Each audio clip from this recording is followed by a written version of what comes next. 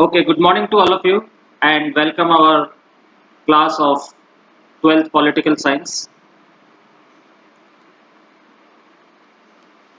That is Democracy in Bangladesh, paragraph second. Bangladesh drafted its constitution declaring faith in secularism, democracy and socialism. However, in 1975, Sheikh Mujib got the constitution amended to shift from the parliamentary to presidential form of government. He also abolished all parties except his own, the Awami League. This led to conflict and tensions in a dramatic and tragic development. He was assassinated in a military uprising in August 1975. The new military ruler Zia-ur-Rahman formed his own Bangladesh National Party and won elections in 1979. He was assassinated and another military takeover followed under the leadership of Lieutenant General H. M. Irshad. The people of Bangladesh soon rose in support of the demand for democracy. Students were in the forefront. Irshad was forced to allow political activity on a limited scale. He was later elected as president for 5 years. Mass public protests made Irshad step down in 1990. Since then, representative democracy based on multi-party elections has been working in Bangladesh. तो first paragraph के अंदर तो अपन ने देखा था कि किस तरह से बांग्लादेश बना था और अब अपन देखते हैं कि इसके कॉन्स्टिट्यूशन के अकॉर्डिंग क्या आगे हुआ बांग्लादेश के अंदर। बांग्लादेश ने अपना कॉन्स्टिट्यूशन बनाकर उसमें अपने को एक सेक्युलर, डेमोक्रेटिक और सोशलिज्म यानी कि सोशलिस्टिक देश घोषित किया। जो कॉन्स्टिट्यूशन बनाया, जो संविधान बनाया, कॉन्स्टिट्यूशन को हिंदी में बोलते हैं संविधान, जैसे भारत का संविधान यानी कि भारत का कॉन्स्टिट्यूशन। तो इसी तरह कॉन्स्टिट्यूशन जब बांग्लादेश ने बनाया तो उसने अपने आप को एक धर्मनिरपेक्ष, that is called secularism, then लोकतांत्रिक, that is called democratic, and समाजवादी, दैट इज सोशलिस्टिक देश घोषित कर गए। बहरहाल 1975 में शेख मुजीबुर रहमान ने कॉन्स्टिट्यूशन में अमेंडमेंट किया। अमेंडमेंट मींस संशोधन किया, कुछ जोड़ा या कुछ घटाया, ठीक है। और जो पार्लियामेंट्री फॉर्म ऑफ गवर्नमेंट थी उसको चेंज करके प्रेसिडेंशियल फॉर्म ऑफ गवर्नमेंट के अंदर उसने चेंज कर दिया। शेख मुजीब ने अपनी पार्टी अवामी लीग को छोड़कर दूसरी सभी पार्टियों को समाप्त कर दिया, यानी कि देश में खाली एक ही पार्टी रहेगी और वो रहेगी अवामी लीग। बाकी जितनी भी दूसरी पार्टी है सबको उसने खत्म कर दिया। इससे क्या हुआ?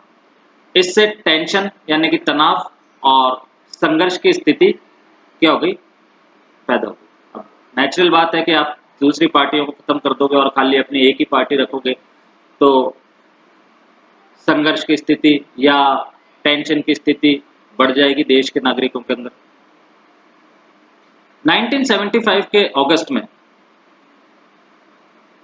जो आर्मी थी, जो सेना थी, उसने क्या किया? उसने शेख मुजीबुर रहमान के खिलाफ और उसकी सरकार के खिलाफ क्या कर दी? बगावत कर दी, यानी कि मिलिट्री अपराइजिंग, यानी कि सेना ने विद्रोह कर दिया। और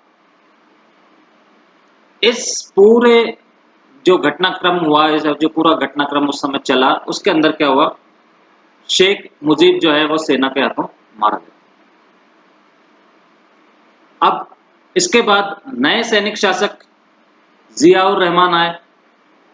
उन्होंने खुद की अपनी एक पार्टी बनाई जो कि थी बांग्लादेश नेशनल पार्टी, और वो 1979 के जो चुनाव हुए उसके अंदर वो विजयी रहे, यानी कि उसके अंदर वो जीते। और बाद में जियाउर रहमान की भी हत्या हुई और लेफ्टिनेंट जनरल एच.एम. इरशाद ने फिर बांग्लादेश की बागडोर को अपने हाथों में लिया। लेकिन बांग्लादेश की जो जनता थी वो जल्दी ही किसके सपोर्ट में उतर गई? डेमोक्रेसी के सपोर्ट के अंदर वो उतर गई कि हमारे को तो डेमोक्रेसी ही चाहिए। और ये जो मूवमेंट हुआ, ये जो आंदोलन हुआ, उसके अंदर सबसे आगे जो थे ये आंदोलन करने में, वो थे स्टूडेंट्स, यानी कि छात्र और छात्राएं जो भी थी, वो सबसे आगे थे इस आंदोलन के अंदर। और मजबूर होकर जो जनरल इरशाद थे, उन्होंने एक हद तक क्या थी कि जो पॉलिटिकल एक्टिविटीज थी, यानी कि राजनीतिक गतिविधियां थी, पॉलिटिकल एक्टिविटीज जो थी, उसमें उन्होंने कुछ छूट दी, कुछ ढील दी। ठीक है। इसके बाद वो अगले 5 साल तक बांग्लादेश के राष्ट्रपति निर्वाचित हुए, इलेक्टेड हुए, राष्ट्रपति इलेक्टेड हुए वो। और फिर भी जनता का जो था वो विरोध चलता रहा। और जनता क्या चाहती थी? डेमोक्रेसी चाहती थी। और इस कारण से 1990 के अंदर जो जनरल एच.एम. इरशाद थे, उनको अपने पद से इस्तीफा देना पड़ा, यानी कि पद उनको छोड़ना पड़ा। और 1991 में चुनाव हुए और उसके बाद से आज तक क्या है, बांग्लादेश के अंदर मल्टी पार्टी सिस्टम है, मल्टी पार्टी इलेक्शंस होते हैं, यानी कि एक ही पार्टी नहीं है, पार्टियां और भी हैं। और जैसे अपने इंडिया के अंदर इलेक्शंस होते हैं, उसी तरह से अब वहां पे भी इलेक्शंस होना शुरू हो गए। क्लियर? कोई क्वेश्चन? Any question?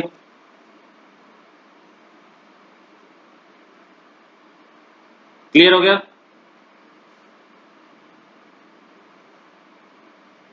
अनुष्का, प्रिया, विजय लक्ष्मी, रौनक, शेख, बेटा एक मिनट। हाँ, शेख, उनको मिलिट्री ने मारा। शेख मुझे जो थे ना अपने मुजीबुर रहमान, वो मिलिट्री का हाथ मारे गए, सेना के द्वारा। Clear?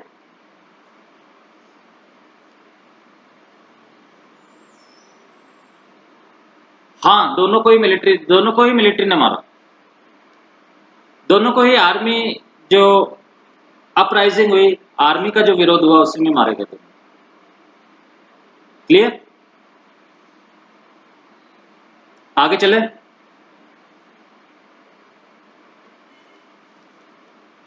Okay, now we move on to the monarchy and democracy in Nepal.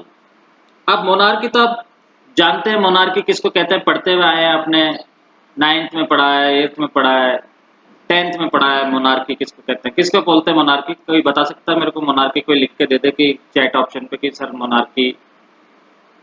हाँ, rule by a king. Very good. तो monarchy and democracy in Nepal, अब दोनों ही, यानी कि rule by a king and democracy. Yes, कहा king rule, rule by a king और king rule एक ही बात है। तो और डेमोक्रेसी नेपाल के अंदर, अब ये दोनों साथ साथ किस तरह से वो अपन देखते हैं। यानी कि नेपाल में राजतंत्र, राजतंत्र मीन्स मोनार्की, एंड लोकतंत्र, और लोकतंत्र मीन्स डेमोक्रेसी। तो दोनों ही, monarchy and democracy. Let's see. Nepal was the Hindu kingdom in the past, and then a constitutional monarchy in the modern period for many years. Throughout this period, political parties and the common people of Nepal have wanted a more open and responsive system of government, but the king, with the help of the army, retained full control over the government and restricted the expansion of democracy in Nepal.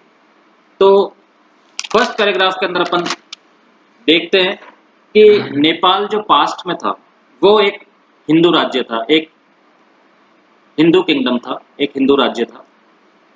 फिर जैसे जैसे modern period आता गया, आधुनिक काल आता गया, modern period आता गया, उसमें कई सालों तक यहाँ पर क्या था, कॉन्स्टिट्यूशनल मोनार्की थी, यानी कि राजा तो था ही, साथ में संविधान भी था, कॉन्स्टिट्यूशन भी था। मीन्स इसका मतलब यह है कि सुपर पावर, यानी कि सारी पावर किसके पास थी, राजा के पास में थी। एक कॉन्स्टिट्यूशन तो था, but final power lies in the hands of the king. For example, जैसे किसी व्यक्ति को कॉन्स्टिट्यूशन के अकॉर्डिंग फांसी की सजा मिल गई, तो और अगर राजा चाहे कि नहीं इसको तो छोड़ दिया जाए, इसको फांसी नहीं दे, इसको फांसी नहीं दी जाए, तो फाइनल पावर उसके हाथ में, हाँ, final decision is in the king hand. Final decision जो तो होता था, या फाइनल पावर जो होती थी, वो राजा के हाथ में ही होती थी। तो इसको बोलते हैं कॉन्स्टिट्यूशनल मोनार्की। तो अब जब ये चीज थी यहाँ पे मॉडर्न पीरियड के अंदर, कई सालों तक ये चीज रही, तो ये जो राजतंत्र था या जो मोनार्की थी, ये जो कॉन्स्टिट्यूशनल मोनार्की थी, कि जब ये दौर चल रहा था तो नेपाल की कई जो पॉलिटिकल पार्टीज थी, जो दूसरी पॉलिटिकल पार्टीज थी, और जो आम आदमी थे वहां के, वो क्या चाहते थे कि जो शासन हो, जो रूल हो, नहीं, पीपल का रोल तो होता था, पीपल का रोल क्यों नहीं होगा, जनता का रोल तो हर जगह ही होता है, जनता का रोल तो क्यों नहीं होगा, जनता का रोल तो आज चाहे तो जिस सरकार को हटा दे जनता, जनता का रोल तो बहुत ही जरूरी होता है। आज अपन आम नागरिक हैं, अगर अपन बिगड़ गए तो चाहे जो कर सकते हैं अपन,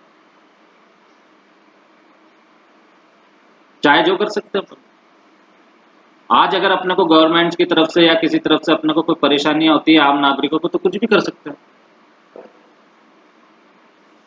हाँ, कॉन्स्टिट्यूशन यही होता है, कॉन्स्टिट्यूशनल मोनार्की यही होती है। कॉन्स्टिट्यूशन तो होता है बेटा, संविधान तो होता है, बट जो आखिरी पावर है, सबसे मेन पावर, वो राजा के पास होती है।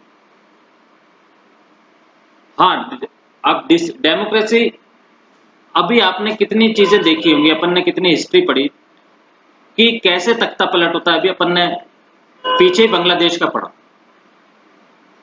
कि स्टूडेंट्स, यानी कि स्टूडेंट्स क्या है, एक आम लोग है। देखिए ऐसा होता है कि जो कॉन्स्टिट्यूशनल मोनार्की होती है, उसका सिंपल सा एक ध्यान रखिए, उसमें एक कॉन्स्टिट्यूशन होता है, उस कॉन्स्टिट्यूशन के अकॉर्डिंग सबको काम करना होता है। बट राजा जो होता है वो फाइनल डिसीजन मेकर होता है। अगर कॉन्स्टिट्यूशन ने ये लिख कर लिया कि आज हम 500 प्लेन्स को हम खरीदेंगे, अगर ये कॉन्स्टिट्यूएंट असेंबली के अंदर पास हो जाता है और राजा कहता है नहीं अपन 1000 खरीदेंगे, तो 1000 खरीदे जाए। तो फाइनल पावर क्या होती है, फाइनल पावर राजा के पास होती है। अब जैसे कॉन्स्टिट्यूएंट असेंबली है और राजा को पसंद नहीं आ रही है, राजा उसको हटा सकता है, भंग कर सकता है, उसको खत्म कर सकता है उस कॉन्स्टिट्यूएंट असेंबली, और उसके बाद दूसरे इलेक्शन करवा करके नई कॉन्स्टिट्यूएंट असेंबली बनवा सकता है। ठीक है, तो जब ये यहाँ पे जब ये सारी चीज चल रही थी, तो दूसरी पार्टीज जो थी नेपाल के अंदर, ये वाली तो थी जो कॉन्स्टिट्यूशन असेंबली थी और राजा की थी, ये तो थी, एक तो थी जो रूल कर रही थी। उसके अलावा जो दूसरी पार्टीज थी और जो आम जनता थी, वो क्या चाहती थी कि जो रूल हो वो क्या हो, और ज्यादा क्या हो, ओपन हो, यानी कि हमारे को और ज्यादा राइट्स मिले। जनता ये चाहती थी कि भाई अगर रूल के अंदर जो भी शासन कर रहा है, जो भी रूलर है, वो हमारे को और ज्यादा अधिकार और हमारे को दे, जैसे अपने फंडामेंटल राइट्स दे रखे अपने इंडिया के अंदर, इसी तरह वहां की जनता भी चाहती थी कि हमारे को भी और ओपननेस मिले, ताकि हम और ज्यादा काम कर सके या आगे बढ़ सके। वहां की जनता और दूसरी जो पॉलिटिकल पार्टीज थी नेपाल के अंदर, वो ये चाहती थी। फिर लेकिन अब देखिए, लेकिन जब ये लोग ये चाहते थे, तो लेकिन राजा ने सेना की सहायता से शासन पर पूरा नियंत्रण कर लिया। अब सेना किसके अंडर में होती थी? फाइनल डिसीजन किसके अंडर में होता था? राजा के अंडर में होता था। तो सेना भी किसके अंडर में होगी? राजा के अंडर में होगी। जब सेना राजा के अंडर में है तो इसका मतलब फाइनल डिसीजन मेकर राजा होता था। तो यहाँ पे राजा ने क्या किया, जो ये कह रहे थे कि हमारे को ओपननेस चाहिए या दूसरी पॉलिटिकल पार्टीज जो आवाज उठा रहे थे, उन सबको क्या है, सेना के जरिए क्या कर लिया, पूरी तरह से, अब क्या किया, पूरी तरह से अपने नियंत्रण में कर लिया, अपने कंट्रोल के अंदर कर लिया। और इससे क्या हुआ, जो डेमोक्रेसी की जो राह थी, यानी कि डेमोक्रेसी का जो रास्ता जो लोग देख रहे थे कि हमारे देश में भी डेमोक्रेसी है, वो रास्ता क्या हो गया, बंद हो गया। क्यों? क्योंकि अब शासन, अभी तो क्या था, ठीक है, मोनार्क कॉन्स्टिट्यूएंट असेंबली थी और राजा था। अब राजा ने क्या कर लिया, पूरा ही कंट्रोल अपने हाथ में ले लिया कि अब मैं ही राजा हूं और कोई भी नहीं। क्यों? क्योंकि लोग क्या मांग रहे थे, और ओपननेस मांग रहे थे। तो राजा ने कहा ज्यादा ओपननेस इनको दी जाएगी तो ये मेरे विरोधी खड़े हो जाएंगे, इसलिए ये सभी बंद कर दो। क्लियर? समझ में आया फर्स्ट पैराग्राफ? कोई question?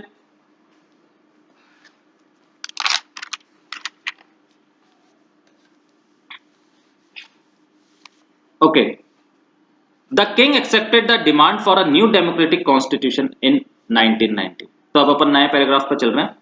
The king accepted the demand for a new democratic constitution in 1990 in the wake of a strong pro-democracy movement. However, democratic governments had a short and troubled career.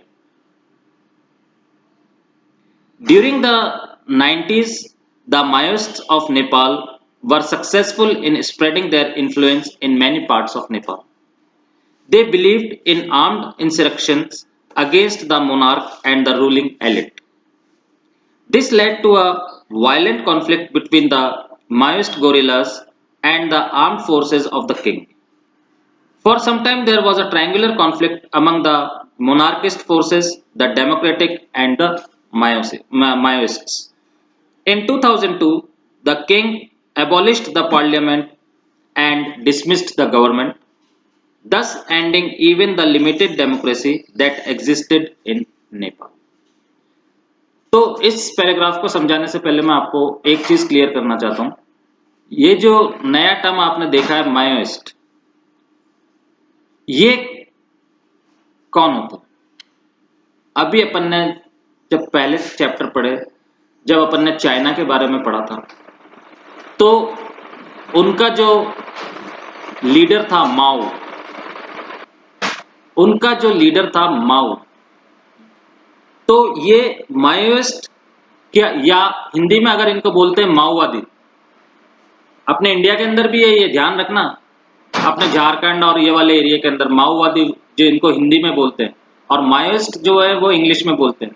तो ये जो China जो का जो leader था माओ, है ना, उसके उपदेशों को ग्रहण करने वाले, यानी कि उसके जो उपदेश हैं जो उनको ग्रहण करने वाले लोग क्या होते हैं, माओइस्ट कहलाते हैं। यानी कि उसकी टीचिंग्स पर चलने वाले लोग माओइस्ट कहलाते हैं।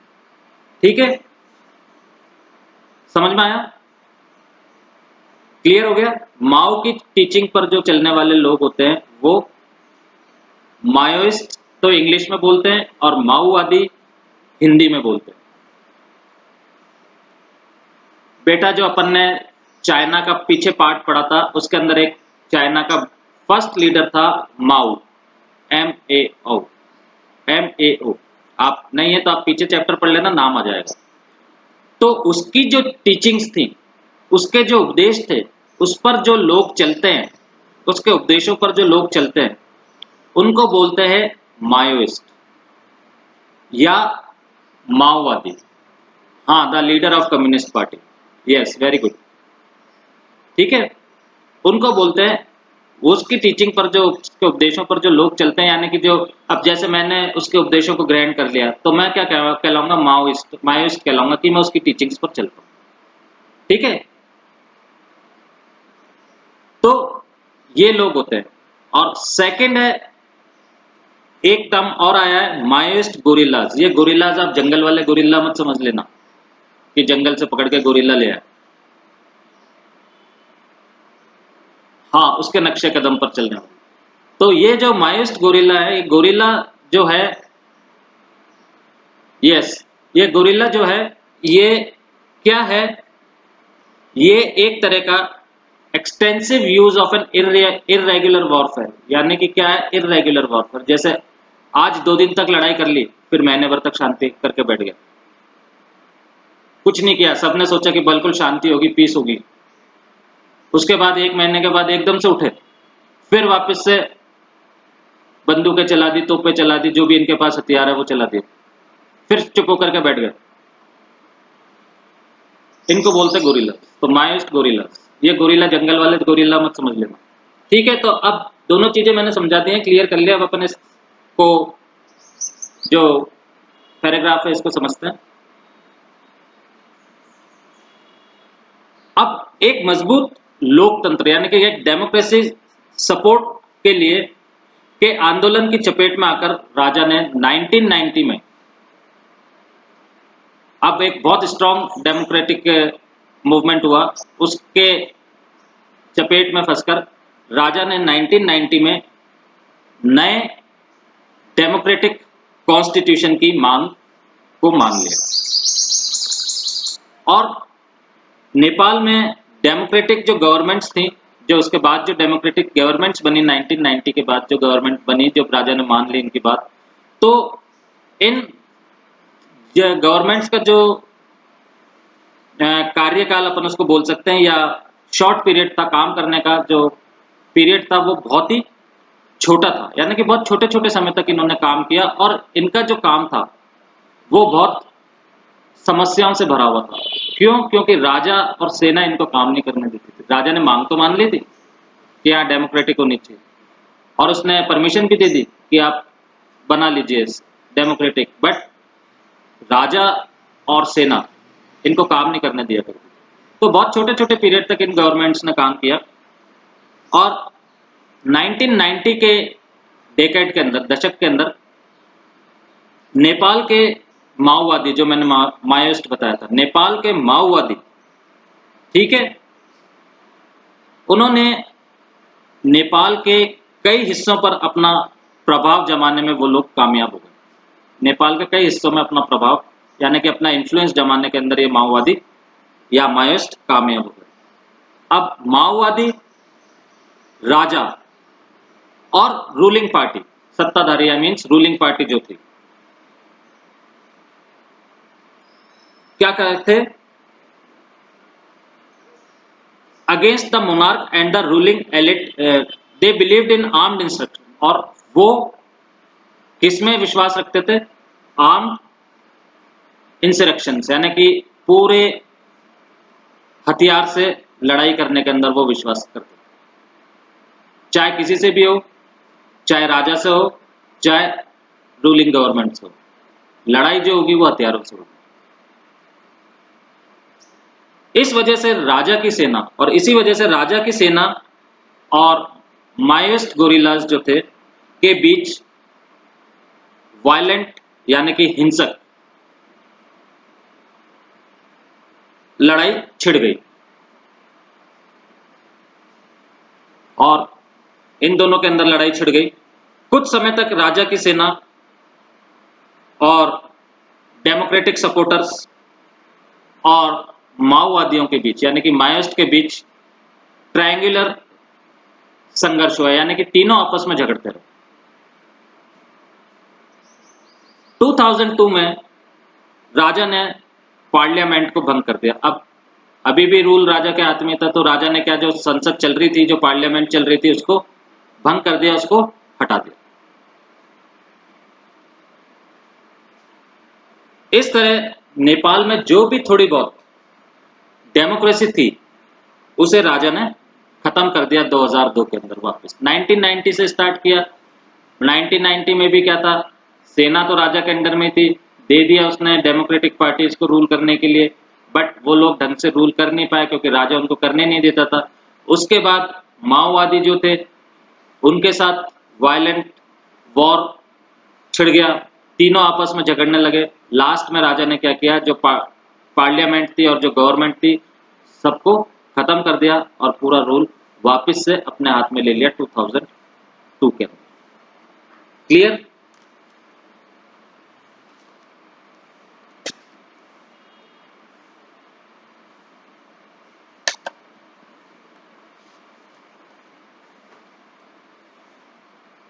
क्लियर हो गया? ओके